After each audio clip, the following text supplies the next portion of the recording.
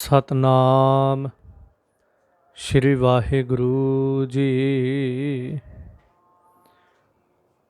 ਡੰਡਾਉਤ ਬੰਦਨ ਅਨਿਕ ਬਾਰ, ਸਰਬ ਕਲਾ ਸਮਰੱਥ। ਡੋਲਨ ਤੇ ਰਾਖੋ ਪ੍ਰਭੂ, ਨਾਨਕ ਦੇ ਕਰ ਹੱਥ। ਵਾਹਿਗੁਰੂ ਜੀ। ਪਹਿਲਾਂ ਬਾਬੇ ਪਾਇਆ ਬਖਸ਼ਦਾਰ, ਪਿੱਛੋਂ ਦੇ ਫਿਰ ਘਾਲ ਕਮਾਈ। ਰੇਤ ਆਕਾਰ ਕਰ, ਰੋੜਾਂ ਕੀ ਗੁਰ ਕਰੀ ਵਿਛਾਈ। ਪਾਰੀ ਕਰੀ ਤਪੱਸਿਆ, ਵੱਡੇ ਭਾਗ ਹਰ ਸਿਉ ਬਣ ਆਈ। ਬਾਬਾ ਪੈਂਧਾ ਸੱਚਖੰਡ, ਨੌ ਨਿਧ ਨਾਮ ਗਰੀਬੀ ਪਾਈ। ਬਾਬਾ ਦੇਖੇ ਧਿਆਨ ਧਰ, ਜਲ ਤੀ ਸਭ ਪ੍ਰਿਥਵੀ ਦਿਸ ਆਈ। ਬਾਜਹੁ ਗੁਰੂ ਗੁਬਾਰ ਹੈ ਕਰਦੀ ਸੁਣੀ ਲੋਕਾਈ। ਬਾਬੇ ਭੇਖ ਬਣਾਇਆ, ਉਦਾਸੀ ਕੀ ਰੀਤ ਚਲਾਈ। ਚੜਿਆ ਸੋਧਣ ਧਰਤ ਲੋਕਾਈ। ਵਾਹਿਗੁਰੂ ਜੀ ਕਾ ਖਾਲਸਾ, ਵਾਹਿਗੁਰੂ ਜੀ ਕੀ ਫਤਿਹ। ਗਰੀਬ ਨਵਾਜ ਦਾਤਾਰ ਧੰਨ ਹਜ਼ੂਰ ਪਾਤਸ਼ਾਹ ਸ੍ਰੀ ਗੁਰੂ ਗ੍ਰੰਥ ਸਾਹਿਬ ਮਹਾਰਾਜ ਦੀ ਰਹਿਮਤ ਤਰਸ ਕਿਰਪਾ ਦੇ ਸਦਕਾ ਭਾਈ ਗੁਰਦਾਸ ਜੀ ਦੀ ਪਾਵਨ ਰਚਨਾ ਦੀ ਲੜੀਵਾਰ ਕਥਾ ਪ੍ਰਾਰੰਭ ਕੀਤੀ ਹੈ। ਸੋ ਗੁਰੂ ਰਹਿਮਤ ਨਾਲ 23 ਪੌੜੀਆਂ ਪਹਿਲੀ ਵਾਰ ਦੀਆਂ ਆਪਾਂ ਸਰਵਣ ਕੀਤੀਆਂ ਨੇ। ਆਓ ਚੌਥੀ ਪੌੜੀ ਦੀ 24ਵੀਂ ਪੌੜੀ ਦੀ ਪ੍ਰਾਰੰਭਤਾ ਕਰੀਏ। ਸਾਹਿਬ ਅੱਗੇ ਅਰਦਾਸ ਕਰੋ, ਮਾਲਕ ਜੀ ਸਮੱਤ ਦੇ ਕਰਕੇ ਆਪ ਰਹਿਮਤ ਦਾ ਹੱਥ ਸਿਰ ਤੇ ਰੱਖ ਕੇ ਇਸ ਮਹਾਨ ਸੇਵਾ, ਇਸ ਕਾਰਜ ਨੂੰ ਆਪ ਕਰਵਾ ਲੈਣਾ। ਜਿਤਨੇ ਆਪ ਜੀ ਸਰਵਣ ਕਰ ਰਹੇ ਹੋ, ਆਓ ਸਾਹਿਬ ਦੀ ਅਸੀਸ ਦੇ ਪਾਤਰ ਬਣਦਿਆਂ ਇੱਕ ਦਫਾ ਉਚਾਰਨ ਕਰੋ। ਆਖੋ ਜੀ ਸਤਨਾਮ ਸ਼੍ਰੀ ਵਾਹਿਗੁਰੂ ਜੀ। ਪਹਿਲਾਂ ਬਾਬੇ ਪਾਇਆ ਬਖਸ਼ਦਾਰ, ਪਿੱਛੋਂ ਦੇ ਫਿਰ ਘਾਲ ਕਮਾਈ। ਸੋ ਇਸ ਤਰ੍ਹਾਂ ਅੱਜ ਇਸ ਪਾਵਨ 24ਵੀਂ ਪੌੜੀ ਦੇ ਅੰਦਰ ਭਾਈ ਸਾਹਿਬ ਜੀ ਜੋ ਜ਼ਿਕਰ ਕਰਦੇ ਨੇ, ਧੰਨ ਗੁਰੂ ਨਾਨਕ ਦੇਵ ਮਹਾਰਾਜ ਅਕਾਲ ਪੁਰਖ ਸਰੂਪ, ਨਿਰਗੁਣ ਤੋਂ ਸਰਗੁਣ ਸਰੂਪ ਹੋ ਕਰਕੇ ਇਸ ਬ੍ਰਹਿਮੰਡ ਦੇ ਅੰਦਰ, ਇਸ ਧਰਤੀ ਦੇ ਅੰਦਰ ਜਿਤਨੇ ਜੀਵ ਤਿਨਾਂ ਨੂੰ ਨਿਵਾਜਣ ਦੇ ਵਾਸਤੇ ਆਉਣਾ ਕੀਤਾ। ਸੋ ਜਿਵੇਂ ਪਿਛਲੀਆਂ ਪੌੜੀਆਂ ਦੇ ਵਿੱਚ ਵੀ ਆਪਾਂ ਸਰਵਣ ਕੀਤਾ ਸੀ ਕਿ ਸੰਸਾਰ ਦੇ ਉੱਤੇ ਕੈਸਾ ਵਰਤਾਰਾ ਜਿਹੜਾ ਉਹ ਵਰਤਿਆ। ਤੇ ਸਾਹਿਬ ਜੀ ਗੁਰੂ ਨਾਨਕ ਪਾਤਸ਼ਾਹ ਜੀ ਦਾ ਜਦੋਂ ਆਗਮਨ ਹੋਇਆ, ਧਰਤੀ ਦੀ ਪੁਕਾਰ ਸੁਣੀ ਗਈ। ਸੁਣੀ ਪੁਕਾਰ ਦਾ ਤਾਰ ਪ੍ਰਭ ਗੁਰੂ ਨਾਨਕ ਜਗ ਮਾਹੇ ਪਠਾਇਆ। ਕਰਤੇ ਅਕਾਲ ਪੁਰਖ ਪਰਮੇਸ਼ਰ ਨੇ ਗੁਰੂ ਨਾਨਕ ਪਾਤਸ਼ਾਹ ਨੂੰ ਇਸ ਜਗਤ ਦੇ ਉੱਤੇ ਭੇਜਣਾ ਕੀਤਾ ਹੈ। ਸੋ ਇਸ ਪਾਵਨ 24ਵੀਂ ਪੌੜੀ ਦੇ ਅੰਦਰ ਜ਼ਿਕਰ ਕਰਦੇ ਨੇ ਕਿ ਜਦੋਂ ਧੰਨ ਗੁਰੂ ਨਾਨਕ ਗੁਰੂ ਬਾਬਾ ਜੀ ਸੰਸਾਰ ਤੇ ਆਏ, ਆ ਕਰਕੇ ਗੁਰੂ ਨਾਨਕ ਪਾਤਸ਼ਾਹ ਜੀ ਨੇ ਸੰਸਾਰ ਦੇ ਜੀਵਾਂ ਨੂੰ ਕੀ ਉਪਦੇਸ਼ ਬਖਸ਼ਿਸ਼ ਕੀਤਾ ਹੈ। ਸੰਸਾਰ ਦੇ ਵਿੱਚ ਸੰਸਾਰ ਦੇ ਜੀਵਾਂ ਦੇ ਦੁੱਖ ਵੇਖੇ, ਉਹਨਾਂ ਦੁੱਖਾਂ ਨੂੰ ਹਰਨ ਵਾਸਤੇ ਗੁਰੂ ਬਾਬਾ ਗੁਰੂ ਨਾਨਕ ਪਾਤਸ਼ਾਹ ਜੀ ਘਰੋਂ ਨਿਕਲੇ ਨੇ। ਕਿਹੜੇ ਲੋਕਾਂ ਦੇ ਨਾਲ ਮਿਲਾਪ ਹੋਇਆ। ਕਲਯੁਗ ਦਾ ਵਰਤਾਰਾ ਜਦੋਂ ਵਰਤਦਾ ਸੀ, ਗੁਰੂ ਨਾਨਕ ਪਾਤਸ਼ਾਹ ਨੇ ਫਿਰ ਸੰਸਾਰ ਦੇ ਹਾਲਾਤ ਜਿਹੜੇ ਉਹ ਕਿਸ ਤਰ੍ਹਾਂ ਦੇ ਡਿੱਠੇ। ਕਿਉਂਕਿ ਗੁਰੂ ਨਾਨਕ ਪਾਤਸ਼ਾਹ ਜੀ ਨੇ ਧਾਰਮਿਕ ਅਸਥਾਨ ਜਿਹੜੇ ਸਨ, ਪੁਰਾਤਨ ਜਿਹੜੇ ਸਨ, ਜਾਂ ਮਜ਼ਹਬਾਂ ਦੇ ਜਿਹੜੇ ਥਾਂ ਪਰ ਥਾਂ ਸਨ, ਤਿੰਨਾਂ 'ਤੇ ਰਟਨ ਕੀਤਾ, ਉਹਨਾਂ ਨੂੰ ਕੋਖਿਆ, ਪੜਚੋਲਿਆ, ਉੱਥੋਂ ਦੇ ਰਹਿਣ ਵਾਲੇ ਲੋਕਾਂ ਦੇ ਜੀਵਨ ਤੱਕੇ। ਸੋ ਫਿਰ ਗੁਰੂ ਨਾਨਕ ਪਾਤਸ਼ਾਹ ਜੀ ਨੇ ਜੋ ਆਪਣਾ ਉਪਦੇਸ਼ ਉਹ ਬਖਸ਼ਿਆ। ਸੋ ਇਸ ਤਰ੍ਹਾਂ ਪ੍ਰਾਰੰਭਤਾ ਕਰਦੇ ਨੇ 24ਵੀਂ ਪੌੜੀ ਦੀ। ਪਹਿਲਾਂ ਬਾਬੇ ਪਾਇਆ ਬਖਸ਼ਦਾਰ। ਬਖਸ਼ਦਾਰ ਭਾਵ ਦਰਗਾਹੋਂ, ਅਕਾਲ ਪੁਰਖ ਦੇ ਘਰੋਂ ਧੰਨ ਸਤਿਗੁਰੂ ਗੁਰੂ ਨਾਨਕ ਦੇਵ ਮਹਾਰਾਜ ਅਸੀਸਾਂ ਬਖਸ਼ਿਸ਼ਾਂ ਲੈ ਕਰਕੇ ਇਸ ਧਰਤੀ ਦੇ ਉੱਤੇ ਆਉਣਾ ਕੀਤਾ। ਕਿਉਂਕਿ ਇੱਕ ਤਾਂ ਜਦੋਂ ਗੁਰੂ ਨਾਨਕ ਪਾਤਸ਼ਾਹ ਜੀ ਸੁਲਤਾਨਪੁਰ ਦੀ ਪਾਵਨ ਧਰਤੀ 'ਤੇ ਵੇਈ ਦੇ ਵਿੱਚ ਚੁੱਭੀ ਮਾਰ ਕੇ 20 ਕਰਤੇ ਦੇ ਘਰੋਂ ਦਾਤਾ ਲੈਂਦੇ ਨੇ, ਪਰ ਉਸ ਤੋਂ ਪਹਿਲਾਂ ਜਦੋਂ ਨਨਕਾਣਾ ਸਾਹਿਬ ਦੀ ਪਾਵਨ ਧਰਤੀ 'ਤੇ ਗੁਰੂ ਨਾਨਕ ਗੁਰੂ ਬਾਬਾ ਜੀ ਦਾ ਆਗਮਨ ਹੋਇਆ, ਉਸੇ ਦਿਨ ਵੀ ਗੁਰੂ ਨਾਨਕ ਪਾਤਸ਼ਾਹ ਅਕਾਲ ਪੁਰਖ ਦੇ ਘਰੋਂ ਬਖਸ਼ਿਸ਼ਾਂ ਜਿਹੜੀਆਂ ਨੇ ਉਹ ਪ੍ਰਾਪਤ ਕਰਕੇ ਆਏ ਹਨ। ਉਹ ਬਖਸ਼ਿਸ਼ ਦਾ ਦਰਵਾਜ਼ਾ ਜਿਹੜਾ ਉਹ ਪ੍ਰਾਪਤ ਕੀਤਾ ਹੈ ਪਹਿਲੇ ਦਿਨ ਤੋਂ ਹੀ, ਕਿਉਂਕਿ ਸਰੀਰਕ ਤੌਰ 'ਤੇ ਛੋਟੀ ਉਮਰਾਂ ਦੇ ਵਿੱਚ ਹੀ ਗੁਰੂ ਨਾਨਕ ਪਾਤਸ਼ਾਹ ਗੋਪਾਲ ਪਾਂਧੇ ਨੂੰ ਉਪਦੇਸ਼ ਦਿੰਦੇ ਨੇ, ਕਦੀ ਕਾਜੀ ਨੂੰ ਉਪਦੇਸ਼ ਦਿੰਦੇ ਨੇ, ਕਦੀ ਪੰਡਤ ਹਰਦਿਆਲ ਨੂੰ ਉਪਦੇਸ਼ ਬਖਸ਼ਿਸ਼ ਕਰਦੇ ਪਏ ਨੇ। ਜੇ ਅਕਾਲ ਪੁਰਖ ਦੀਆਂ ਬਖਸ਼ਿਸ਼ਾਂ ਪ੍ਰਾਪਤ ਨੇ ਤਾਂ ਹੀ ਇੰਨੇ ਦਰਗਾਹੀ ਉਪਦੇਸ਼, ਇੰਨੇ ਦਰਗਾਹੀ ਸਿਧਾਂਤ ਜਿਹੜੇ ਨੇ ਸਾਹਿਬ ਜੀ ਨੇ ਉਹਨਾਂ ਦੇ ਸਾਹਮਣੇ ਪੇਸ਼ ਕਰਕੇ ਉਹਨਾਂ ਨੂੰ ਨਿਰ ਉੱਤਰ ਕਰ ਦਿੱਤਾ। ਸੋ ਇੰਝ ਕਹਿ ਦਈਏ, ਜਿਵੇਂ ਇੱਕ ਰਾਜਾ ਹੈ, ਰਾਜੇ ਦਾ ਪੁੱਤਰ ਜਿਸ ਦਿਨ ਪੈਦਾ ਹੁੰਦਾ ਸੰਸਾਰੀ ਰਾਜੇ ਦਾ, ਉਹ ਜੰਮਦਿਆਂ ਹੀ ਬਹੁਤ ਵੱਡੀ ਉਸ ਗੱਦੀ ਦਾ ਮਾਲਕ ਹੈ। ਉਹ ਜੰਮਦਿਆਂ ਹੀ ਰਾਜਕੁਮਾਰ, ਪਹਿਲੇ ਦਿਨ ਤੋਂ ਹੀ ਰਾਜਕੁਮਾਰ ਹੈ।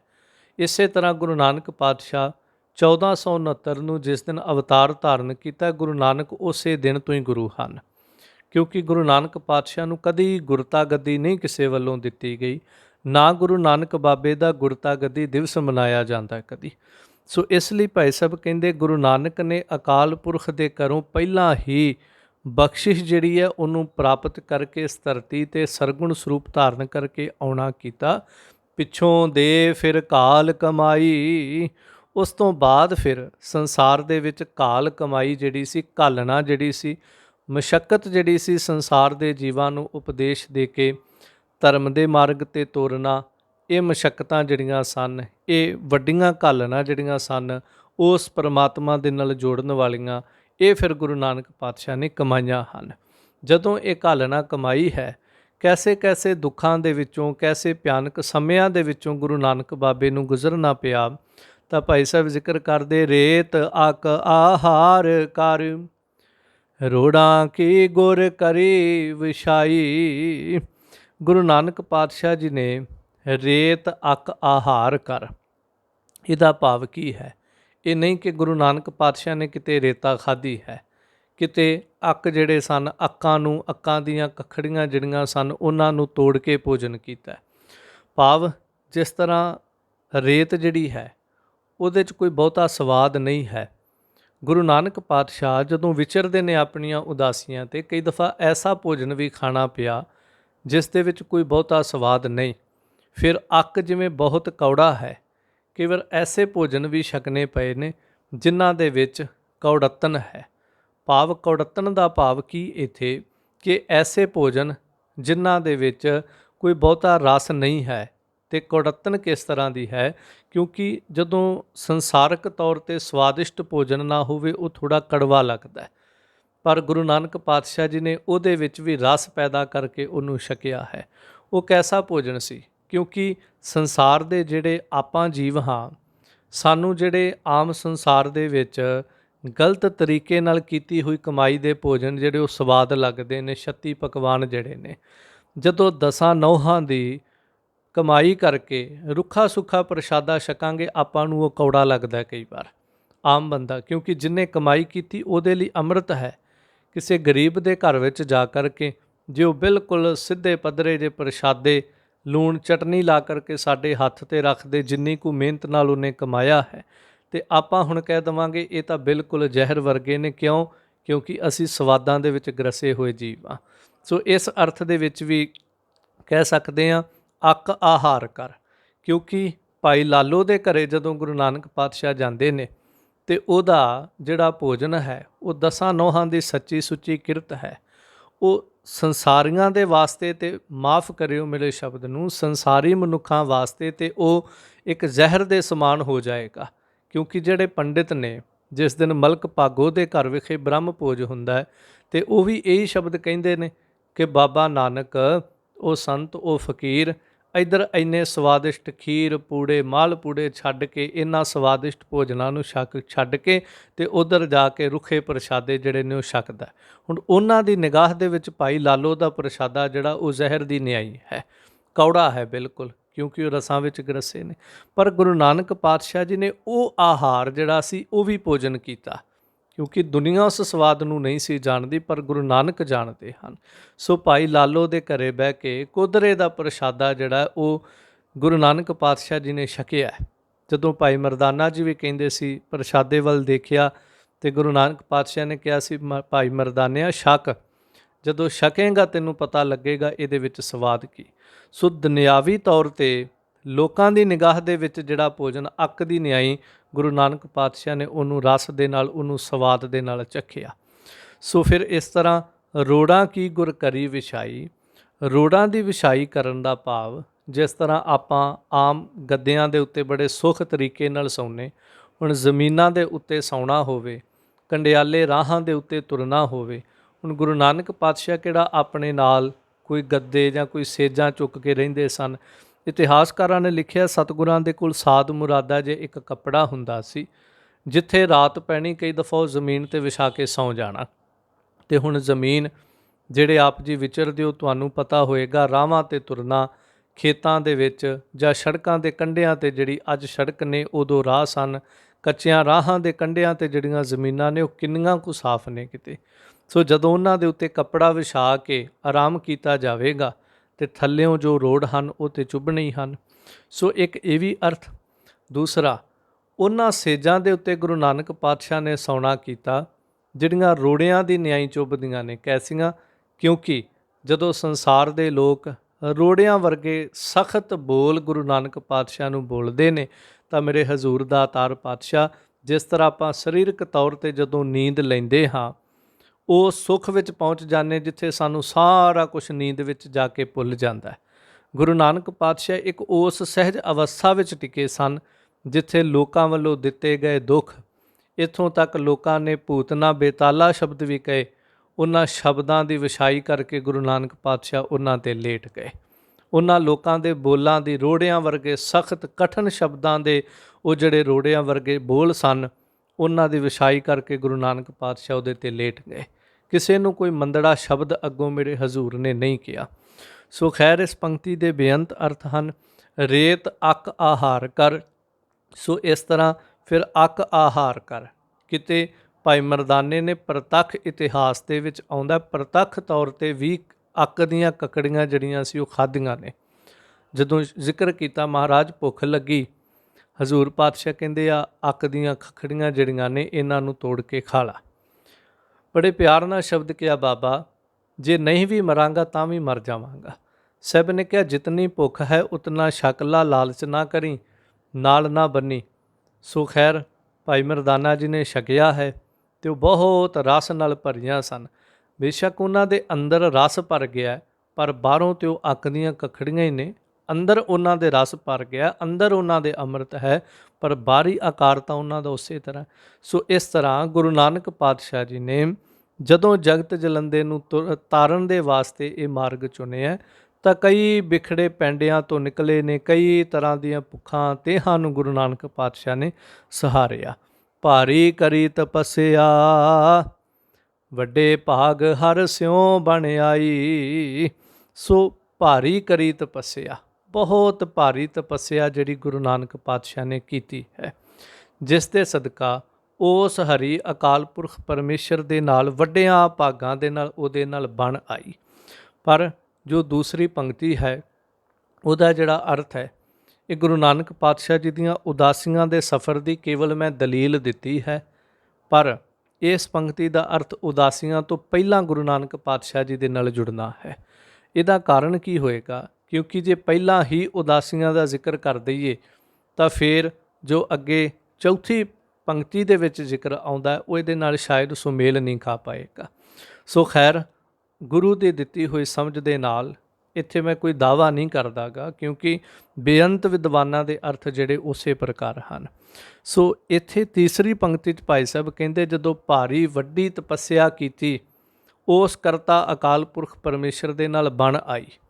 ਹੁਣ ਬਣੀ ਤੇ ਪਹਿਲਾਂ ਹੀ ਸੀ, ਕਿਉਂਕਿ ਪਹਿਲਾਂ ਬਾਬੇ ਪਾਇਆ ਬਖਸ਼ਦਰ, ਪਰ ਜਦੋਂ ਇੱਥੇ ਬਣ ਆਈ ਦਾ ਹੋਰ ਖੋਲ੍ਹ ਕੇ ਅਰਥ ਕਰਾਂਗੇ, ਸੰਸਾਰ ਦੇ ਉੱਤੇ ਬੜੇ ਬੜੇ ਰਹਿਬਰ ਐਸੇ ਆਏ ਜਿਹੜੇ ਜਦੋਂ ਪਰਮੇਸ਼ਰ ਦੇ ਘਰੋਂ ਆਏ ਨੇ ਬੜਾ ਕੁਛ ਲੈ ਕੇ ਆਏ ਨੇ, ਪਰ ਜਦੋਂ ਸੰਸਾਰ 'ਤੇ ਆਏ ਉਹ ਆਪਣੇ ਕਰਤੱਵ ਦਿਖਾਉਣ ਲੱਗ ਪਏ, ਆਪਣੀਆਂ ਸ਼ਕਤੀਆਂ ਦਿਖਾਉਣ ਲੱਗ ਪਏ, ਆਪਣਾ ਪ੍ਰਚਾਰ ਤੇ ਪ੍ਰਸਾਰ ਕਰਨ ਲੱਗ ਪਏ, ਜਿਸ ਕਰਕੇ ਉਹਨਾਂ ਦੀ ਪਰਮੇਸ਼ਰ ਦੇ ਨਾਲ, ਕਰਤਾਰ ਦੇ ਨਾਲ, ਖੁਦਾ ਦੇ ਨਾਲ ਬਣ ਨਾ ਆਈ, ਟੁੱਟ ਗਈ।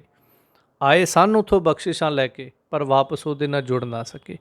ਗੁਰੂ ਨਾਨਕ ਪਾਤਸ਼ਾਹ ਵੀ ਬਖਸ਼ਿਸ਼ਾਂ ਲੈ ਕੇ ਆਏ, ਪਰ ਉਹਦੀਆਂ ਬਖਸ਼ਿਸ਼ਾਂ ਦਾ ਕਿਤੇ ਆਪਣੇ ਦਾਅਵੇ ਦੇ ਨਾਲ ਪ੍ਰਗਟਾਵਾ ਨਹੀਂ ਕੀਤਾ। ਇਸ ਕਰਕੇ ਪਰਮੇਸ਼ਰ ਨਾਲ ਬਣ ਆਈ ਕਿ ਜਿਸ ਕਾਰਜ ਲਈ ਭੇਜਿਆ ਉਹਨੂੰ ਕਰ ਰਹੇ ਹਨ। ਫਿਰ ਅੱਗੇ ਜ਼ਿਕਰ ਕਰਦੇ ਨੇ, ਬਾਬਾ ਪੈਂਧਾ ਸੱਚਖੰਡ ਨੌਨਿਧ ਨਾਮ ਗਰੀਬੀ ਪਾਈ। ਫਿਰ ਜਦੋਂ ਗੁਰੂ ਨਾਨਕ ਪਾਤਸ਼ਾਹ ਸੱਚਖੰਡ ਗਏ ਨੇ, ਜਦੋਂ ਸੁਲਤਾਨਪੁਰ ਦੀ ਪਾਵਨ ਧਰਤੀ ਤੇ ਵੇਈ ਨਦੀ ਦੇ ਵਿੱਚ ਚੁੱਭੀ ਮਾਰੀ ਹੈ, ਗੁਰੂ ਨਾਨਕ ਪਾਤਸ਼ਾਹ 3 ਦਿਨ ਸੰਸਾਰ ਦੀਆਂ ਅੱਖਾਂ ਤੋਂ ਅਲੋਪ ਰਹੇ। ਸੱਚਖੰਡ ਪਹੁੰਚਦੇ ਨੇ ਤੇ ਉਸ ਕਰਤੇ ਦੇ ਸਾਹਮਣੇ ਜਾ ਕਰ ਕੇ ਹੱਥ ਜੋੜ ਕਰਕੇ ਖੜੇ ਨੇ। ਜਦੋਂ ਉਹ ਪਾਰ ਬ੍ਰਹਮ ਪਰਮੇਸ਼ਰ ਖੁਸ਼ ਹੋਇਆ ਹੈ, ਗੁਰੂ ਨਾਨਕ ਪਾਤਸ਼ਾਹ ਜੀ ਦੇ ਅੱਗੇ ਇੱਕ ਪਿਆਲਾ ਆਉਂਦਾ ਹੈ ਜੋ ਇਤਿਹਾਸ ਦੇ ਬੋਲ ਨੇ, ਨਾਨਕ ਇਹ ਨਾਮ ਕਾ ਪਿਆਲਾ ਹੈ। ਸੋ ਇਹ ਨਾਮ ਦਾ ਪਿਆਲਾ ਦਿੱਤਾ ਤੇ ਨਾਲ ਸ਼ਬਦ ਕਿਹਾ, ਇਹ ਆਪ ਵੀ ਪੀਓ ਜਗਤ ਨੂੰ ਪਿਆਓ, ਤੇ ਨਾਲ ਆਸੀਸ ਦਿੱਤੀ, ਮੇਰਾ ਨਾਉ ਪਾਰ ਬ੍ਰਹਮ ਪਰਮੇਸ਼ਰ, ਤੇਰਾ ਨਾਉ ਗੁਰ ਪਰਮੇਸ਼ਰ। ਸੋ ਇਸ ਤਰ੍ਹਾਂ ਨੌਨਿਧ ਨਾਮ ਗਰੀਬੀ ਪਾਈ। ਉਸ ਸੱਚਖੰਡ ਦੇ ਵਿੱਚੋਂ ਪਾਰ ਬ੍ਰਹਮ ਪਰਮੇਸ਼ਰ ਦੀ ਕਿਰਪਾ ਦੇ ਸਦਕਾ ਪਰ ਬ੍ਰਹਮ ਪਰਮੇਸ਼ਰ ਦੇ ਘਰੋਂ 9 ਨਿੱਧਾਂ ਦਾ ਖਜ਼ਾਨਾ ਪ੍ਰਾਪਤ ਕੀਤਾ। ਫਿਰ ਸਾਰਿਆਂ ਤੋਂ ਵੱਡੀ ਦਾਤ ਜਿਹੜੀ ਉਹ ਨਾਮ ਨੂੰ ਪ੍ਰਾਪਤ ਕੀਤਾ। ਫਿਰ ਗਰੀਬੀ ਪਾਈ। ਗਰੀਬੀ ਦਾ ਭਾਵ ਸੀ ਨਿਮਰਤਾ ਭਾਵ, ਜੋ ਰਹਿਰਾਸ ਸੀਗੀ, ਜੋ ਗਰੀਬੀ ਸੀ ਅੰਦਰ ਦੀ ਨਿਰਮਾਨਤਾ, ਜਿੱਥੇ ਸਾਹਿਬ ਨੇ ਫਿਰ ਇਹ ਬਚਨ ਕਹੇ, ਨੀਚਾਂ ਅੰਦਰ ਨੀਚ ਜਾਤ, ਨੀਚੀ ਹੂੰ ਅਤ ਨੀਚ, ਨਾਨਕ ਤਿਨ ਕੈ ਸੰਗ ਸਾਥ, ਵੱਡਿਆਂ ਸਿਉ ਕਿਆ ਰੀਚ। ਜਿੱਥੇ ਸਾਹਿਬ ਨੇ ਬਚਨ ਕਹੇ ਕਿ ਮੈਂ ਬਹੁਤ ਨੀਵਾਂ ਹਾਂ। ਸੋ ਇਸ ਤਰ੍ਹਾਂ ਦੀ ਗਰੀਬੀ ਜਿਹੜੀ ਸੀ ਪਾਈ। ਹੁਣ ਮੈਂ ਜ਼ਿਕਰ ਕਰ ਰਿਹਾ ਸੀ ਦੂਸਰੀ ਪੰਕਤੀ ਦੀ ਗੱਲ, ਤਾਂ ਦੂਸਰੀ ਪੰਕਤੀ ਜਿਸ ਦਿਨ ਗੁਰੂ ਨਾਨਕ ਪਾਤਸ਼ਾਹ ਸੱਚਖੰਡ ਪਹੁੰਚਦੇ ਨੇ ਸੁਲਤਾਨਪੁਰ ਦੀ ਧਰਤੀ ਤੇ ਚੁੱਭੀ ਮਾਰ ਕੇ, ਉਸ ਤੋਂ ਪਹਿਲਾਂ ਵੀ ਗੁਰੂ ਨਾਨਕ ਪਾਤਸ਼ਾਹ ਜੀ ਨੇ, ਜਿਵੇਂ ਮੈਂ ਜ਼ਿਕਰ ਕਰ ਰਿਹਾ ਸੀ, ਗੋਪਾਲ ਪਾਂਧੇ ਨੂੰ ਉਪਦੇਸ਼ ਦੇਣਾ, ਆਪਣੇ ਨਗਰ ਦੇ ਕੁਝ ਲੋਕਾਂ ਨੂੰ ਉਪਦੇਸ਼ ਦੇਣਾ। ਉਸ ਤੋਂ ਬਾਅਦ ਜਦੋਂ ਨਨਕਾਣਾ ਸਾਹਿਬ ਦੇ ਵਿੱਚ ਰਹਿੰਦੇ ਨੇ, ਕਦੀ ਗੁਰੂ ਨਾਨਕ ਦੀਆਂ ਮੱਝੀਆਂ ਜਿਹੜੀਆਂ ਨੇ ਉਹ ਖੇਤੀ ਖਾ ਜਾਂਦੀਆਂ ਨੇ, ਕਦੀ ਗੁਰੂ ਨਾਨਕ ਪਾਤਸ਼ਾਹ ਜੀ ਦੇ ਪਾਵਨ ਸੀਸ ਦੇ ਉੱਤੇ ਸਰਪ ਛਾਂ ਕਰਦਾ ਹੈ, ਕਦੀ ਗੁਰੂ ਨਾਨਕ ਪਾਤਸ਼ਾਹ ਫਿਰ ਜਦੋਂ ਘਰ ਪਰਿਵਾਰ ਦੇ ਕੰਮਾਂ ਦੇ ਵਾਸਤੇ ਕਿਹਾ ਜਾਂਦਾ ਹੈ, ਪਿਤਾ ਵੱਲੋਂ ਬਹੁਤ ਡਾਂਟ ਜਿਹੜੀ ਹੈ ਉਹ ਖਾਂਦੇ ਹਨ, ਝਿੜਕਾਂ ਵੀ ਖਾਂਦੇ ਨੇ। ਸੋ ਇਹ ਸਾਰੀਆਂ ਝਿੜਕਾਂ ਖਾਣੀਆਂ ਜਿਹੜੀਆਂ ਸੀ, ਇਹ ਰੇਤ ਅੱਕ ਆਹਾਰ ਦੇ ਬਰਾਬਰ ਸਨ। ਇਤਿਹਾਸ ਨੂੰ ਪੜ੍ਹ ਕੇ ਦੇਖੀਏ ਤਾਂ ਕੈਸੀਆਂ ਕੈਸੀਆਂ ਝਿੜਕਾਂ, ਕੈਸੇ ਤਾਨੇ ਵੀ ਜਿਹੜੇ ਸਨ ਲੋਕਾਂ ਵੱਲੋਂ ਮਾਰੇ ਗਏ ਕਿ ਵੇਖੋ ਇੱਧਰ ਪਟਵਾਰੀ ਦਾ ਪੁੱਤ ਜਿਹੜਾ ਹੈ ਉਹ ਕੁਝ ਵੀ ਨਹੀਂ ਕਰਦਾ, ਬਾਕੀ ਸਾਰੇ ਨਗਰ ਦੇ ਬੱਚੇ ਜਿਹੜੇ ਨੇ ਇਹਦੇ ਹਾਣ ਦੇ ਜਿਹੜੇ ਨੇ ਕਿੰਨੀਆਂ ਕਮਾਈਆਂ ਕਰਦੇ, ਪਰ ਪਟਵਾਰੀ ਮਹਿਤਾ ਕਾਲੂ ਦਾ ਮੁੰਡਾ ਕੁਝ ਵੀ ਨਹੀਂ ਕਰਦਾ ਗਾ। ਸੋ ਇਸ ਤਰ੍ਹਾਂ ਦੇ ਬੋਲ ਲੋਕਾਂ ਨੇ ਵੀ ਕਹੇ, ਪਿਤਾ ਵੱਲੋਂ ਵੀ ਕਹੇ ਗਏ, ਤੇਰੇ ਹਾਣ ਦੇ ਵੇਖ ਕਿਤਨੀ ਕਮਾਈ ਕਰਦੇ ਨੇ, ਤੂੰ ਕੁਝ ਵੀ ਨਹੀਂ ਕਰਦਾ। ਸੋ ਇਸ ਤਰ੍ਹਾਂ ਸੁਲਤਾਨਪੁਰ ਦੀ ਧਰਤੀ ਤੇ ਆ ਕੇ ਸੱਚਖੰਡ ਅਕਾਲ ਪੁਰਖ ਦੀ ਦਰਗਾਹੇ ਜਾਣ ਤੋਂ ਪਹਿਲਾਂ ਵੀ ਗੁਰੂ ਨਾਨਕ ਪਾਤਸ਼ਾਹ ਨੇ ਬੜੀ ਘਾਲਣਾ ਕੀਤੀ ਹੈ। ਨਨਕਾਣਾ ਸਾਹਿਬ ਦੇ ਲੋਕਾਂ ਨੂੰ ਜਦੋਂ ਉਪਦੇਸ਼ ਦਿੱਤਾ, ਜਿਸ ਦਿਨ ਜਨੇਊ ਪਾਉਣ ਤੋਂ ਵਰਜਿਆ, ਉਸ ਦਿਨ ਐਸਾ ਤੇ ਨਹੀਂ ਹੋਇਆ ਕਿ ਜਿਤਨੇ ਆਏ ਸਨ ਸ਼ਰੀਕੇ ਦੇ ਉਹ ਚੁੱਪ ਕਰਕੇ ਹੀ ਚਲੇ ਗਏ ਹੋਣਗੇ। ਬੜਾ ਉਹਨਾਂ ਨੇ ਵੀ ਵਿਰੋਧ ਕੀਤਾ ਹੋਣਾ, ਬੜੇ ਭਲੇ ਬੁਰੇ ਸ਼ਬਦ ਵੀ ਕਹੇ ਹੋਣੇ। ਪੰਡਿਤ ਹਰਦਿਆਲ ਨੂੰ ਤੇ ਸਮਝ ਆ ਗਈ, ਉਹਨੇ ਤੇ ਚਰਨ ਪਕੜ ਲਏ, ਪਰ ਹੋਰ ਜਿਹੜੇ ਕੋਈ ਨਾ ਸਮਝ ਹੋਣਗੇ ਉਹਨਾਂ ਤੇ ਜ਼ਰੂਰ ਮਾੜੇ ਸ਼ਬਦ ਕਹੇ ਹੋਣੇ ਆ। ਇਹ ਕੱਲ੍ਹ ਉੱਠ ਕੇ ਤੇ ਸਾਨੂੰ ਉਪਦੇਸ਼ ਦੇਣ ਲੱਗ ਪਿਆ, ਸਾਡੇ ਬਜ਼ੁਰਗ ਜੁੱਗਾਂ ਤੋਂ ਜਨੇਊ ਪਾਉਂਦੇ ਆ ਰਹੇ ਨੇ। ਸੋ ਇਸ ਤਰ੍ਹਾਂ ਜੇ ਕਦੀ ਕਾਜੀ ਨੂੰ ਉਪਦੇਸ਼ ਦਿੱਤਾ ਹੋਣਾ, ਉਦੋਂ ਵੀ ਬੜੇ ਲੋਕਾਂ ਨੇ ਗੁਰੂ ਨਾਨਕ ਨੂੰ ਮਾੜੇ ਸ਼ਬਦ ਜਿਹੜੇ ਕਹੇ ਹੋਣੇ ਨੇ, ਕਿਉਂਕਿ ਦੁਨੀਆ ਹੈ ਇਸੇ ਤਰ੍ਹਾਂ ਦੀ। ਸੋ ਇਸ ਕਰਕੇ ਇੱਥੇ ਜ਼ਿਕਰ ਹੈ, ਉਹ ਸਾਰਾ ਕੁਝ ਗੁਰੂ ਨਾਨਕ ਪਾਤਸ਼ਾਹ ਨੇ ਸਹਿਣ ਕੀਤਾ। ਇਸੇ ਕਰਕੇ ਪਰਮੇਸ਼ਰ ਨੂੰ ਭਾ ਗਏ, ਉਹਦੇ ਨਾਲ ਬਣ ਆਈ, ਤੇ ਜਦੋਂ ਉਹਦੇ ਘਰ ਗਏ ਨੇ ਤਾਂ ਪਰਮੇਸ਼ਰ ਦੇ ਘਰੋਂ 9 ਨਿੱਧਾਂ, ਨਾਮ ਦਾ ਖਜ਼ਾਨਾ ਤੇ ਨਿਮਰਤਾ ਦੀ ਦਾਤ ਗਰੀਬੀ ਜਿਹੜੀ ਉਹ ਪ੍ਰਾਪਤ ਕੀਤੀ। ਜਦੋਂ ਮੇਰੇ ਸਾਹਿਬ ਜੀ ਵਾਪਸ ਫਿਰ ਸੁਲਤਾਨਪੁਰ ਦੀ ਧਰਤੀ ਤੇ ਪ੍ਰਗਟ ਹੋਏ, 3 ਦਿਨਾਂ ਤੋਂ ਬਾਅਦ ਗੁਰੂ ਨਾਨਕ ਪਾਤਸ਼ਾਹ ਨੇ ਆ ਕੇ ਦਰਸ਼ਨ ਦੀਦਾਰ ਬਖਸ਼ਿਸ਼ ਕੀਤੇ। ਉਸ ਵੇਈ ਦੇ ਕਿਨਾਰੇ ਤੇ ਖੜਾ ਹੋਇਆ ਸਤਿਗੁਰਾਂ ਦਾ ਸੇਵਾਦਾਰ ਜਿਹੜਾ ਸੀ, ਜੋ ਕੱਪੜੇ ਲੈ ਕਰਕੇ 3 ਦਿਨ ਬੜੇ ਸਿਦਕ, ਬੜੇ ਭਰੋਸੇ ਦੇ ਨਾਲ ਗੁਰੂ ਨਾਨਕ ਪਾਤਸ਼ਾਹ ਦੀ ਉਡੀਕ ਦੇ ਵਿੱਚ ਹੈ। ਸੋ ਇਸ ਤਰ੍ਹਾਂ ਸਾਹਿਬ ਜੀ ਆਏ ਨੇ, ਆ ਕਰਕੇ ਸਾਰਿਆਂ ਨੂੰ ਉਪਦੇਸ਼ ਦਿੱਤਾ। ਸ਼ਮਸ਼ਾਨ ਘਾਟ ਭੂਮੀ ਦੇ ਵਿੱਚ ਜਾ ਕੇ ਬਹਿ ਗਏ।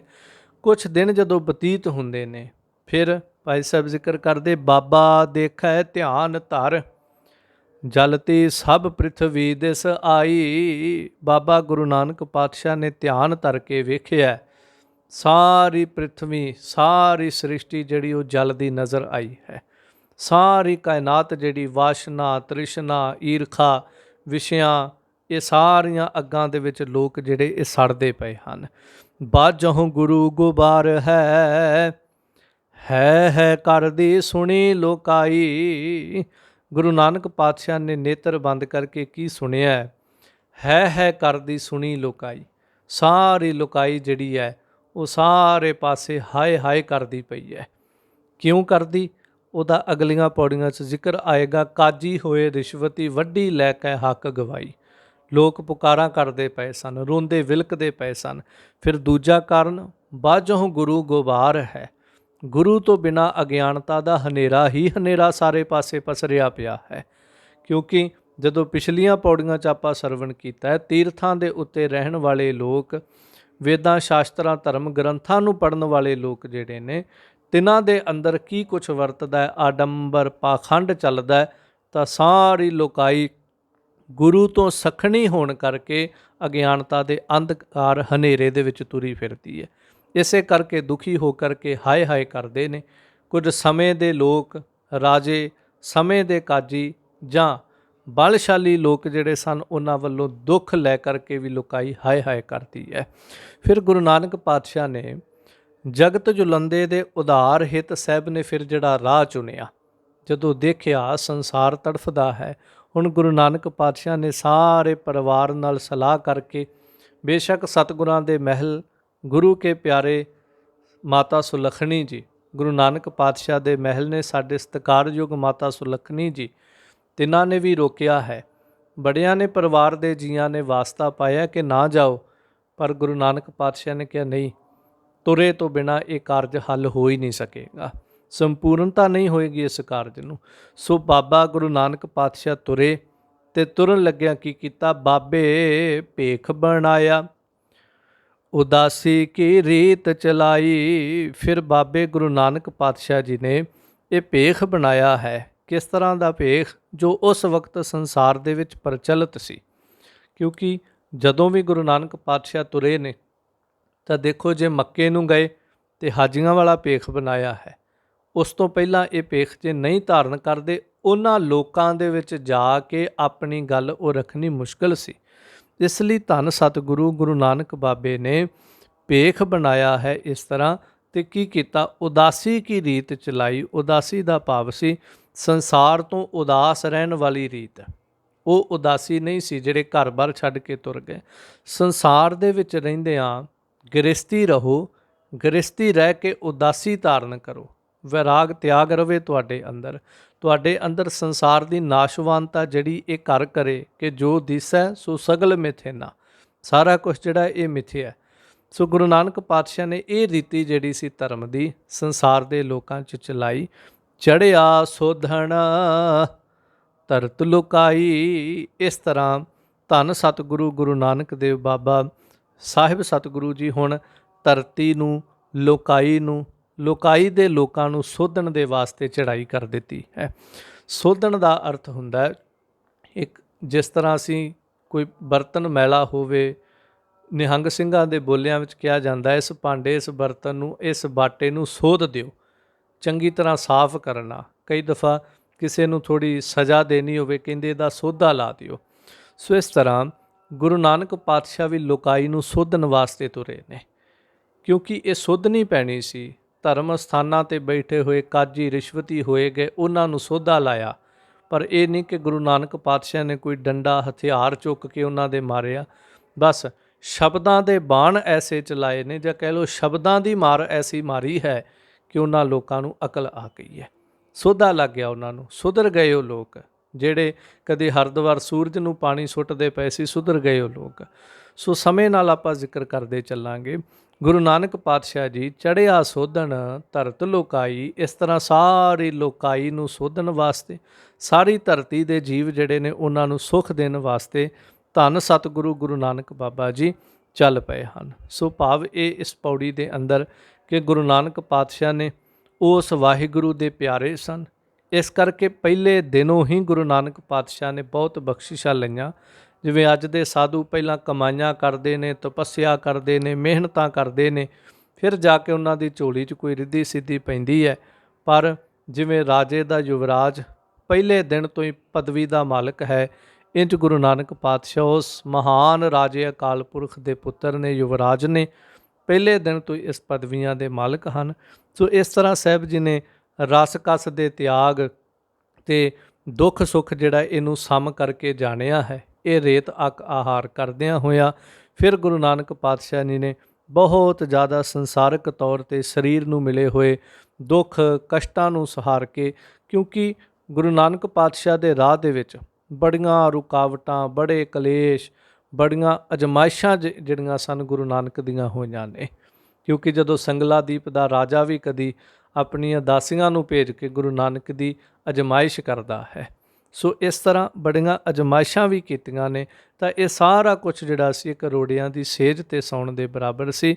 ਪਰ ਨਿਮਰਤਾ ਦੇ ਮਾਲਕ ਗੁਰੂ ਨਾਨਕ ਪਾਤਸ਼ਾਹ ਨੇ ਜਗਤ ਦੇ ਦੁਖੀਆਂ ਦਾ ਉਧਾਰ ਗੁਰੂ ਨਾਨਕ ਪਾਤਸ਼ਾਹ ਨੇ ਬੜੇ ਪਿਆਰ ਨਾਲ ਕੀਤਾ, ਕਿਉਂਕਿ ਅੰਦਰ ਦਰਦ ਸੀ। ਸੋ ਇਸ ਤਰ੍ਹਾਂ ਗੁਰੂ ਨਾਨਕ ਪਾਤਸ਼ਾਹ ਅਵਤਾਰ ਲੈ ਕੇ ਸੰਸਾਰ ਨੂੰ ਸੋਧਣ ਦੇ ਵਾਸਤੇ ਪ੍ਰਗਟ ਹੋਏ। 25ਵੀਂ ਪੌੜੀ ਦੇ ਵਿੱਚ ਫਿਰ ਜ਼ਿਕਰ ਕਰਦੇ, ਜਦੋਂ ਗੁਰੂ ਨਾਨਕ ਪਾਤਸ਼ਾਹ ਪਹਿਲੀ ਉਦਾਸੀ ਪ੍ਰਾਰੰਭ ਕੀਤੀ, ਗੁਰੂ ਨਾਨਕ ਪਾਤਸ਼ਾਹ ਸੁਲਤਾਨਪੁਰ ਸਾਹਿਬ ਦੀ ਧਰਤੀ ਤੋਂ ਚਾਲੇ ਮਾਰੇ ਨੇ। ਜਿਵੇਂ ਗੁਰੂ ਨਾਨਕ ਪਾਤਸ਼ਾਹ ਹੁਣ ਤੀਰਥਾਂ 'ਤੇ ਤੁਰੇ ਨੇ, ਕੀ ਹਾਲਾਤ ਦੇਖਦੇ ਨੇ, ਕਿਉਂਕਿ ਅੱਖੀ ਡਿੱਠੇ ਹਾਲ ਸਨ ਗੁਰੂ ਨਾਨਕ ਦੇ, ਜਿਨ੍ਹਾਂ ਨੂੰ ਭਾਈ ਸਾਹਿਬ ਨੇ ਇਹਨਾਂ ਵਾਰਾਂ 'ਚ ਦਰਜ ਕੀਤਾ। ਪਿਛਲੇ ਯੁੱਗਾਂ ਦੇ ਵਿੱਚ ਜੋ ਕੁਝ ਹੋਇਆ ਉਹ ਤਾਂ ਜ਼ਿਕਰ ਕੀਤਾ ਹੀ, ਪਰ ਉਹ ਇਸ ਤਰ੍ਹਾਂ ਸੀ ਜਿਵੇਂ ਜੋ ਸੁਣਿਆ ਜਾ ਰਿਹਾ ਸੀ ਪਿਛਲੇ ਯੁੱਗਾਂ 'ਚ ਇਸ ਤਰ੍ਹਾਂ ਹੋਇਆ।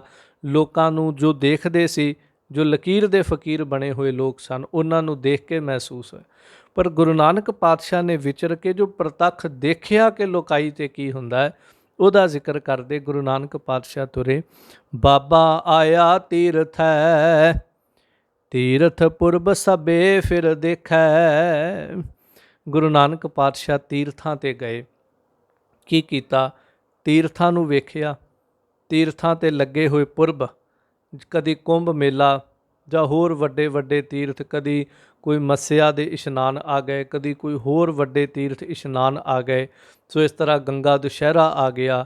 ਇਸ ਤਰ੍ਹਾਂ ਦੇ ਵੱਡੇ ਵੱਡੇ ਜਿਹੜੇ ਪੁਰਬ ਲੱਗਦੇ ਸੀ ਗੰਗਾ 'ਤੇ, ਹੋਰ ਤੀਰਥਾਂ 'ਤੇ, ਸਭੇ ਫਿਰ ਦੇਖੈ, ਉਹ ਸਾਰੇ ਫਿਰ ਫਿਰ ਕੇ ਵੇਖੇ। ਕਦੀ ਗੁਰੂ ਨਾਨਕ ਪਾਤਸ਼ਾਹ ਗਿਆ ਦੀ ਧਰਤੀ 'ਤੇ ਨੇ, ਕਦੀ ਹਰਿਦੁਆਰ ਦੀ ਧਰਤੀ 'ਤੇ ਨੇ, ਕਦੀ ਜਗਨਨਾਥਪੁਰੀ ਦੇ ਵਿੱਚ ਬੈਠੇ ਨੇ, ਕਦੀ ਗੁਰੂ ਨਾਨਕ ਪਾਤਸ਼ਾਹ ਕਾਂਸ਼ੀ ਦੇ ਵਿੱਚ ਬੈਠੇ ਨੇ। ਸੋ ਇੰਝ ਮੇਰੇ ਮਾਲਕ ਜੀ ਨੇ ਤੀਰਥਾਂ 'ਤੇ ਲੱਗਦੇ ਹੋਏ ਪੁਰਬਾਂ ਨੂੰ ਬੜੀ ਚੰਗੀ ਤਰ੍ਹਾਂ ਫਿਰ ਕੇ ਵੇਖਿਆ। ਤੇ ਕੀ ਦੇਖਦੇ ਨੇ? ਪੂਰਬ ਧਰਮ ਬਹੁ ਕਰਮ ਕਰ, ਭਾਉ ਭਗਤ ਬਿਨ ਕਿਤੈ ਨਾ ਲੇਖੈ। ਕਿ ਪੂਰਬ ਧਰਮ, ਜੋ ਪੂਰਬਲਾ ਧਰਮ ਤੁਰਿਆ ਆਉਂਦਾ ਸੀ ਪਿਛਲੇ ਯੁੱਗਾਂ ਦਾ, ਜੋ ਵਰਤਾਰਾ ਸਰਵਣ ਕੀਤਾ, ਬਸ ਉਹਦੇ ਅਨੁਸਾਰ ਪੂਰਬ ਧਰਮ ਤੇ ਕਰਮ ਜਿਹੜੇ ਸਨ ਲੋਕ ਕਰਦੇ ਪਏ ਸਨ। ਬਸ ਕਹਿ ਦਈਏ ਲਕੀਰ ਦੇ ਫਕੀਰ ਬਣੇ ਹੋਏ ਸੀ, ਜੋ ਪਿੱਛੋਂ ਤੁਰਿਆ ਆਉਂਦਾ ਸੀ ਉਹਨੂੰ ਉਸੇ ਤਰ੍ਹਾਂ ਕਰੀ ਤੁਰੇ ਆਉਂਦੇ ਸਨ। ਤਾਂ ਭਾਉ ਭਗਤ ਬਿਨ ਕਿਤੇ ਨਾ ਲੇਖੈ, ਪ੍ਰੇਮਾ ਭਗਤੀ ਤੋਂ ਬਿਨਾਂ ਕਿਸੇ ਲੇਖੇ ਦੇ ਵਿੱਚ ਇਹ ਕਰਮ ਨਹੀਂ ਸਨ, ਪਰ ਲੋਕ ਕਰੀ ਆਉਂਦੇ ਸੀ। ਪ੍ਰੇਮਾ ਭਗਤੀ ਕਿਸੇ ਵਿੱਚ ਹੈ ਨਹੀਂ ਸੀ। ਪ੍ਰੇਮਾ ਭਗਤੀ ਤੋਂ ਬਿਨਾਂ ਇਹ ਕਾਰਜ, ਇਹ ਕੀਤੇ ਧਰਮ ਦੇ ਕਰਮ ਕਿਸੇ ਲੇਖੇ ਵਿੱਚ ਨਹੀਂ ਸੀ। ਗੁਰੂ ਨਾਨਕ ਪਾਤਸ਼ਾਹ ਨੇ ਤੀਰਥਾਂ 'ਤੇ ਜਾ ਕੇ ਬੜੇ ਧਿਆਨ ਨਾਲ ਵੇਖਿਆ। ਕਦੀ ਮੇਰੇ ਸਾਹਿਬ ਹਰਿਦੁਆਰ ਦੀ ਧਰਤੀ 'ਤੇ ਨੇ, ਲੋਕ ਸੂਰਜ ਵੱਲ ਬਸ ਪਾਣੀ ਸੁੱਟੀ ਜਾ ਰਹੇ ਹੈ, ਪਤਾ ਕੁਛ ਵੀ ਨਹੀਂ ਹੈ, ਪ੍ਰੇਮ ਕਿਸੇ ਦੇ ਅੰਦਰ ਵੀ ਨਹੀਂ ਹੈ, ਬਸ ਇੱਕ ਕਰਮ ਕਰ ਰਹੇ ਨੇ ਜੀ। ਸਾਡੇ ਵੱਡੇ ਪਾਣੀ ਸੁੱਟਦੇ ਸੀ। ਗੁਰੂ ਨਾਨਕ ਪਾਤਸ਼ਾਹ ਜੀ ਨੇ ਆਪਣੇ ਖੇਤਾਂ ਵੱਲ ਪਾਣੀ ਸੁੱਟ ਕੇ ਕਿਹਾ, ਕਰਤਾਰਪੁਰ ਸਾਹਿਬ ਵੱਲ ਪਾਣੀ ਸੁੱਟ ਕੇ ਕਿਹਾ, ਮੇਰੇ ਉੱਥੇ ਖੇਤ ਨੇ, ਮੈਂ ਉਧਰ ਨੂੰ ਪਾਣੀ ਸੁੱਟਦਾ। ਲਹਿੰਦੇ ਵੱਲ ਪਾਣੀ ਸੁੱਟਿਆ। ਸੱਚਾਈ ਇਹ ਸੀ, ਚੜ੍ਹਦਿਆਂ ਨੂੰ ਪਾਣੀ ਸਾਰੇ ਦਿੰਦੇ, ਲਹਿੰਦਿਆਂ ਨੂੰ ਕੇਵਲ ਗੁਰੂ ਨਾਨਕ ਨੇ ਪਾਣੀ ਦਿੱਤਾ ਹੈ। ਸੋ ਲੋਕਾਂ ਨੂੰ ਬਾਤ ਦਲੀਲ ਸਮਝਾਇਆ। ਸੋ ਇਸੇ ਤਰ੍ਹਾਂ ਫਿਰ ਜਦੋਂ ਪੁਰਬਾਂ ਨੂੰ ਜਾ ਕੇ ਦੇਖਿਆ, ਲੋਕ ਧਰਮਾਂ ਦੇ ਕਰਮ ਕਰਦੇ, ਪ੍ਰੇਮ ਤੋਂ ਬਿਲਕੁਲ ਸੁੰਨੇ ਹੋਏ ਪਏ ਹਨ। ਭਾਉ ਨਾ ਬ੍ਰਹਮੈ ਲਿਖਿਆ,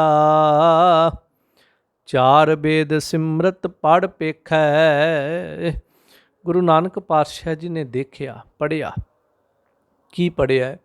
ਕਿ ਬ੍ਰਹਮਾ ਨੇ 4 ਵੇਦ ਲਿਖੇ ਨੇ, 27 ਸਿਮਰਤੀਆਂ ਜਿਹੜੀਆਂ ਉਹ ਲਿਖੀਆਂ, 6 ਸ਼ਾਸਤਰ ਰਿਖੀਆਂ ਨੇ ਲਿਖੇ, 27 ਸਿਮਰਤੀਆਂ ਰਿਖੀਆਂ ਨੇ ਲਿਖੀਆਂ, 4 ਵੇਦ ਬ੍ਰਹਮਾ ਨੇ ਲਿਖੇ। ਪੜ੍ਹ ਵੇਖ ਹੈ, ਪੜ੍ਹ ਕੇ ਵੇਖਿਆ। ਹੁਣ ਇਹਦਾ ਅਰਥ ਇਹ ਨਹੀਂ ਕਿ ਗੁਰੂ ਨਾਨਕ ਪਾਤਸ਼ਾਹ ਨੇ ਵੇਦਾਂ ਦਾ ਪ੍ਰਕਾਸ਼ ਕਰਕੇ ਤੇ ਉਹਨਾਂ ਨੂੰ ਚੰਗੀ ਤਰ੍ਹਾਂ ਪੜ੍ਹਿਆ। ਗੁਰੂ ਨਾਨਕ ਪਾਤਸ਼ਾਹ ਨੂੰ ਕੁਝ ਪੜ੍ਹਨ ਦੀ ਲੋੜ ਨਹੀਂ, ਕਿਉਂਕਿ ਉਹ ਤੇ ਪਹਿਲੇ ਦਿਨ ਹੀ ਗੋਪਾਲ ਪਾਂਧੇ ਨੂੰ ਉਪਦੇਸ਼ ਦਿੰਦੇ ਪਏ ਨੇ। ਪੜ੍ਹ ਲਿਖੈ, ਪੜ੍ਹ ਪੇਖੈ, ਭਾਵ ਜਿਸ ਤਰ੍ਹਾਂ ਗੁਰੂ ਨਾਨਕ ਪਾਤਸ਼ਾਹ ਨੇਤਰ ਬੰਦ ਕੀਤੇ ਤਾਂ ਸਾਰੀ ਦੁਨੀਆ ਦਾ ਗਿਆਨ ਆਪਣੇ ਅੰਦਰ ਪੜ੍ਹਿਆ ਹੋਇਆ ਗੁਰੂ ਨਾਨਕ ਪਾਤਸ਼ਾਹ ਨੇ ਅੰਦਰ ਟਿਕਿਆ ਮੇਰੇ ਸਾਹਿਬ ਦੇ।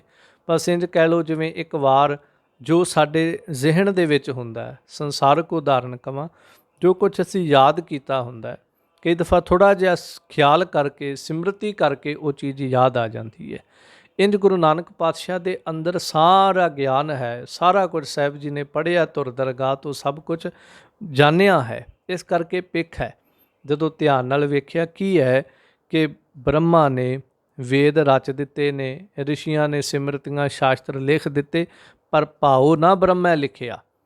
ਵੇਦਾਂ ਦੇ ਵਿੱਚ ਪ੍ਰੇਮ ਤਾਂ ਲਿਖਿਆ ਹੀ ਨਹੀਂ ਕਿਤੇ, ਸਿਰਫ ਕਰਮ ਕਾਂਡ, ਸਿਰਫ ਤੂੰ ਆਪਣੇ ਆਪ ਨੂੰ ਜਾਣ ਲਾ, ਇੰਝ ਕਰ ਲਾ, ਉਂਝ ਕਰ ਲਾ, ਤੂੰ ਪਰਮੇਸ਼ਰ ਦੇ ਨਾਲ, ਭਗਵਾਨ ਦੇ ਨਾਲ, ਪਰਮਾਤਮਾ ਦੇ ਨਾਲ ਪ੍ਰੇਮ ਕਰ, ਇਹ ਤਾਂ ਲਿਖਿਆ ਹੀ ਨਾ।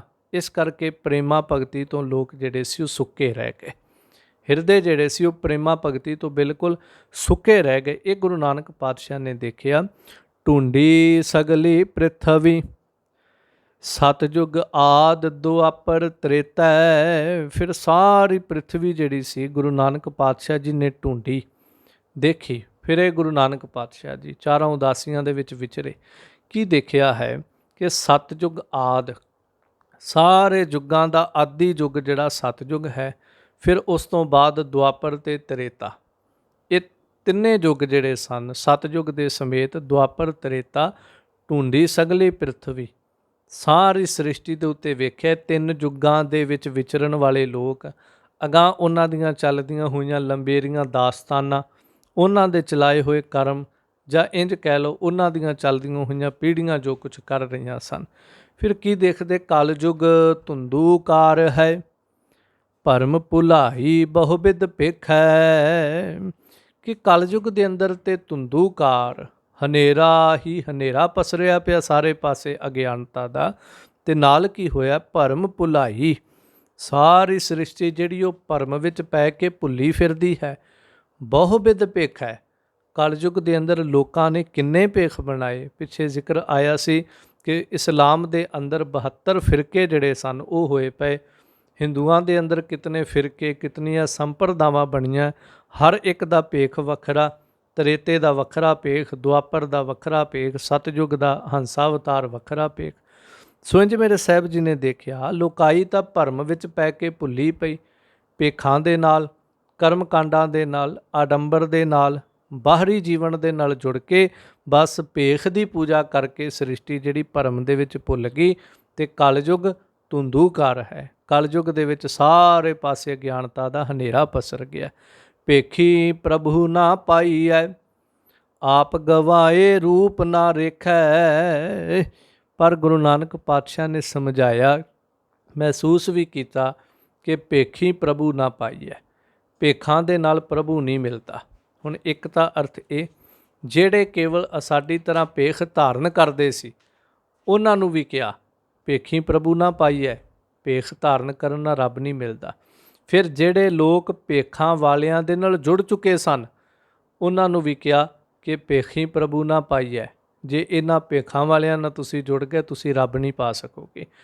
ਉਹ ਵੀ ਨਹੀਂ ਪਾ ਸਕਦੇ ਜਿਨ੍ਹਾਂ ਨੇ ਭੇਖ ਧਾਰਨ ਕੀਤਾ, ਅਤੇ ਜਿਹੜੇ ਲੋਕ ਉਹਨਾਂ ਨਾਲ ਜੁੜ ਚੁੱਕੇ ਸਨ ਉਹ ਵੀ ਨਹੀਂ ਸੀ ਪਾ ਸਕਦੇ। ਇਸ ਲਈ ਸਾਹਿਬ ਜੀ ਨੇ ਜਦੋਂ ਇਹ ਦੇਖਿਆ, ਆਪ ਗਵਾਏ ਰੂਪ ਨਾ ਰੇਖੈ, ਕਿ ਕੋਈ ਵੀ ਜੀਵ ਜਿਹੜਾ ਹੈ ਉਹ ਜਿੰਨਾ ਚਿਰ ਆਪਣੇ ਆਪ ਨੂੰ ਗਵਾਏਗਾ ਨਹੀਂ, ਆਪਣੇ ਅੰਦਰ ਦੀ ਹਉਮੈ ਜਿਹੜੀ ਹੈ ਉਹਨੂੰ ਛੱਡੇਗਾ ਨਹੀਂ, ਰੂਪ ਨਾ ਰੇਖੈ, ਭਾਵ ਜਿੰਨਾ ਚਿਰ ਆਪਣੇ ਆਪ ਨੂੰ ਤਿਆਗੇਗਾ ਨਹੀਂ, ਉਹਨਾਂ ਚਿਰ ਉਸ ਅਕਾਲ ਪੁਰਖ ਪਰਮੇਸ਼ਰ ਨੂੰ ਉਹਦੇ ਅੰਦਰ ਅਪੇਦ ਨਹੀਂ ਹੋ ਸਕੇਗਾ। ਸੋ ਰੂਪ ਨਾ ਰੇਖੈ, ਭਾਵ ਕਿ ਭੇਖਾਂ ਦੇ ਦੁਆਰਾ ਪਰਮੇਸ਼ਰ ਦਾ ਰੂਪ ਲੋਕਾਂ ਨੇ ਬਣਾਇਆ, ਉਹਦੇ ਚੱਕਰ ਚਿੰਨ੍ਹ ਬਣਾ ਦਿੱਤੇ, ਉਹ ਇਸ ਤਰ੍ਹਾਂ ਦਾ ਇਸ ਤਰ੍ਹਾਂ ਦਾ। ਪਰ ਸਾਹਿਬ ਜੀ ਨੇ ਕਿਹਾ, ਭਲਿਓ ਲੋਕੋ, ਰੂਪ ਨਾ ਰੇਖੈ, ਪਰਮੇਸ਼ਰ ਦਾ ਕੋਈ ਬਾਹਰੀ ਰੂਪ ਨਹੀਂ। ਉਹਦੀਆਂ ਕੋਈਆਂ ਰੇਖਾਵਾਂ ਨਹੀਂ ਹਨ, ਜਿਹਨੂੰ ਗੁਰ ਕਲਗੀਧਰ ਪਾਤਸ਼ਾਹ ਕਹਿੰਦੇ ਚੱਕਰ ਚਿਹਨ ਅਰ ਬਰਨ ਜਾਤ ਅਰ ਪਾਤ ਨਹਿਨ ਜਿਹ ਰੂਪ ਰੰਗ ਅਰ ਰੇਖ ਭੇਖ ਕੋ ਕਹਿ ਨਾ ਸਕਤ ਕੇਹ। ਇਸ ਤਰ੍ਹਾਂ ਗੁਰੂ ਨਾਨਕ ਪਾਤਸ਼ਾਹ ਜੀ ਨੇ ਵੀ ਉਹਨਾਂ ਨੂੰ ਸਮਝਾਇਆ ਕਿ ਰੂਪ ਨਾ ਰੇਖ ਹੈ, ਉਹਦੀ ਕੋਈ ਬਾਹਰੀ ਇਸ ਤਰ੍ਹਾਂ ਦੀ ਕੋਈ ਮੂਰਤੀ ਨਹੀਂ ਹੈ ਜੋ ਤੁਸੀਂ ਬਣਾ ਕੇ ਬੈਠ ਗਏ ਹੋ। ਇਸ ਤਰ੍ਹਾਂ ਉਹ ਪਰਮਾਤਮਾ ਜਿਹੜਾ ਉਹ ਨਹੀਂ ਮਿਲਦਾ ਹੈ। ਗੁਰਮੁਖ ਵਰਨ ਅਵਰਨ ਹੋਏ, ਨਿਵ ਚੱਲਣਾ ਗੁਰ ਸਿੱਖ ਵੀ ਸਿੱਖੈ। ਗੁਰੂ ਨਾਨਕ ਪਾਤਸ਼ਾਹ ਜੀ ਨੇ ਸਮਝਾਇਆ ਜਿਹੜਾ ਗੁਰਮੁਖ ਹੈ, ਗੁਰੂ ਕਾ ਪਿਆਰਾ ਹੈ, ਵਰਨ ਅਵਰਨ ਹੋਏ। ਸੰਸਾਰ ਤੇ ਜਿਹੜੇ 4 ਵਰਨ ਪ੍ਰਚਲਿਤ ਸਨ, ਸਮਝਾਇਆ ਕਿ ਗੁਰਮੁਖ ਪਿਆਰਾ ਜਿਹੜਾ ਅਵਰਨ ਹੋ ਜਾਂਦਾ, ਉਹਦਾ ਕੋਈ ਵਰਨ ਨਹੀਂ, ਨਾ ਉਹ ਖੱਤਰੀ ਹੈ, ਨਾ ਬ੍ਰਾਹਮਣ ਹੈ, ਨਾ ਸ਼ੂਦਰ ਹੈ, ਨਾ ਵੈਸ਼ ਹੈ। ਪਰ ਇਸ ਤਰ੍ਹਾਂ ਆਪਣੇ ਅੰਦਰ ਦੀ ਅਵਸਥਾ ਨੂੰ ਮਾਨਣ ਤੋਂ ਬਾਅਦ ਨਿਵ ਚੱਲਣਾ ਗੁਰ ਸਿੱਖ ਵੀ ਸਿੱਖ ਹੈ। ਗੁਰੂ ਕਾ ਸਿੱਖ ਜਿਹੜਾ ਉਹ ਵਿਸ਼ੇਸ਼ ਤੌਰ 'ਤੇ ਗੁਰਸਿੱਖੀ ਦੀ ਵਡਿਆਈ ਇਹ ਹੈ ਕਿ ਪੈਰੀਂ ਪਵਨਾ, ਪਿੱਛੇ ਵੀ ਸਮਝਾਇਆ। ਸੋ ਇਸ ਤਰ੍ਹਾਂ ਨਿਵ ਚੱਲਣਾ ਗੁਰੂ ਨਾਨਕ ਪਾਤਸ਼ਾਹ ਨੇ ਫਿਰ ਸੰਸਾਰ ਨੂੰ ਸਮਝਾਇਆ, ਆ ਜਿਹੜੇ ਵਰਨਾਂ ਦੇ ਵਿੱਚ ਭੇਖਾਂ ਦੇ ਆਡੰਬਰਾਂ ਵਿੱਚ ਤੁਸੀਂ ਪਏ ਹੋ, ਇਹਨਾਂ 'ਚੋਂ ਬਾਹਰ ਨਿਕਲੋ।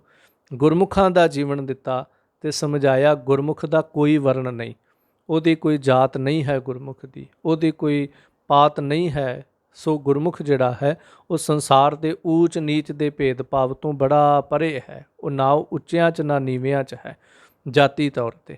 ਸੋ ਇਸ ਤਰ੍ਹਾਂ ਸਾਹਿਬ ਜੀ ਨੇ ਸਮਝਾਇਆ ਕਿ ਨਿਵ ਚੱਲਣਾ ਗੁਰ ਸਿੱਖ ਵੀ ਸਿੱਖ ਹੈ। ਵਿਸ਼ੇਸ਼ਤਾ ਹੈ ਗੁਰੂ ਕੇ ਸਿੱਖ ਦੀ, ਵਡਿਆਈ ਹੈ ਕਿ ਉਹ ਨਿਵ ਕੇ ਚੱਲਦਾ ਹੈ, ਉਹ ਬੜੀ ਨਿਰਮਾਨਤਾ ਦੇ ਵਿੱਚ ਰਹਿੰਦਾ ਹੈ। ਅਖੀਰ ਜ਼ਿਕਰ ਕਰਦੇ ਤਾਂ ਕਛ ਕਾਲ ਪਵੈ ਦਰ ਲੇਖੈ। ਸੋ ਇਸ ਤਰ੍ਹਾਂ ਜਿਹੜਾ ਚੱਲਦਾ ਹੈ ਤਾਂ ਭਾਈ ਸਾਹਿਬ ਜੀ ਕਹਿੰਦੇ ਗੁਰੂ ਨਾਨਕ ਪਾਤਸ਼ਾਹ ਨੇ ਸਮਝਾਇਆ ਤਦ ਹੀ ਉਹਦੀ ਕੀਤੀ ਹੋਈ ਕਾਲ ਕਮਾਈ ਜਿਹੜੀ ਹੈ ਪਰਮੇਸ਼ਰ ਦੇ ਦਰ ਘਰ 'ਤੇ ਲੇਖੇ ਵਿੱਚ ਪੈਂਦੀ ਹੈ।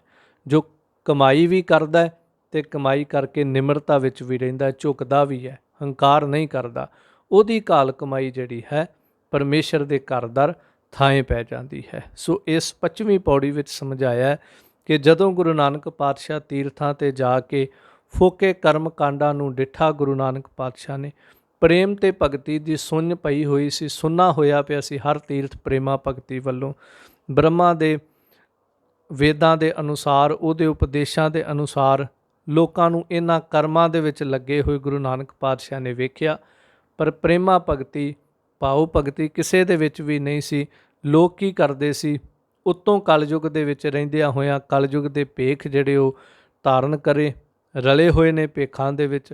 ਸੋ ਇਸ ਤਰ੍ਹਾਂ ਦਾ ਸੰਸਾਰ ਦੇ ਵਰਤਾਰਾ ਸੀ। ਅਤੇ ਭਾਈ ਸਾਹਿਬ ਨੇ ਇਸ ਪੌੜੀ 'ਚ ਜ਼ਿਕਰ ਕੀਤਾ ਹਉਮੈ ਨੂੰ ਤਿਆਗੇ ਤੋਂ ਬਿਨਾਂ ਘਾਲ ਜਿਹੜੀ ਉਹ ਕਦੀ ਥਾਂ ਨਹੀਂ ਪੈਂਦੀ। ਸੋ ਗੁਰਮੁਖ ਜਿਹੜਾ ਉਹ ਆਪਣੀ ਹਉਮੈ ਨੂੰ ਤਿਆਗਦਾ ਹੈ ਅਤੇ ਉਹਦੀ ਘਾਲ ਜਿਹੜੀ ਕਮਾਈ ਹੈ, ਮੁਸ਼ੱਕਤ ਜਿਹੜੀ ਉਹ ਪਰਮੇਸ਼ਰ ਦੇ ਘਰ ਥਾਂ ਪੈ ਜਾਂਦੀ ਹੈ। ਇੰਝ ਗੁਰੂ ਨਾਨਕ ਪਾਤਸ਼ਾਹ ਜੀ ਨੇ ਜਦੋਂ ਤੀਰਥਾਂ 'ਤੇ ਰਟਨ ਕੀਤਾ, ਜੋ ਡਿੱਠਾ ਹੈ ਉਹ ਭਾਈ ਗੁਰਦਾਸ ਜੀ ਨੇ ਫਿਰ ਇਸ 25ਵੀਂ ਪੌੜੀ ਵਿੱਚ ਜ਼ਿਕਰ ਕੀਤਾ।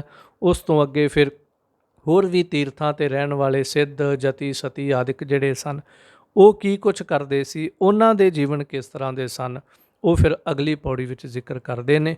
ਉਹ ਆਪਾਂ ਅਗਲੇ ਦੀਵਾਨਾਂ ਵਿੱਚ ਸਰਵਣ ਕਰਾਂਗੇ। ਹੋਈਆਂ ਭੁੱਲਾਂ ਦੀ ਖਿਮਾ, ਸਹਿਬ ਸਮੱਤ ਦੀ ਦਾਤ ਬਖਸ਼, ਨਿਵਾਜ ਨਾ ਕਰਨ। ਗੁਰਮੁਖ ਵਰਨ ਅਵਰਨ ਹੋਏ, ਨਿਵ ਚੱਲਣਾ ਗੁਰ ਸਿੱਖ ਵੀ ਸਿੱਖੈ। ਤਾਂ ਕਛ ਕਾਲ ਪਵੈ ਦਰ ਲੇਖੈ। ਵਾਹਿਗੁਰੂ ਜੀ ਕਾ ਖਾਲਸਾ, ਵਾਹਿਗੁਰੂ ਜੀ ਕੀ ਫਤਿਹ।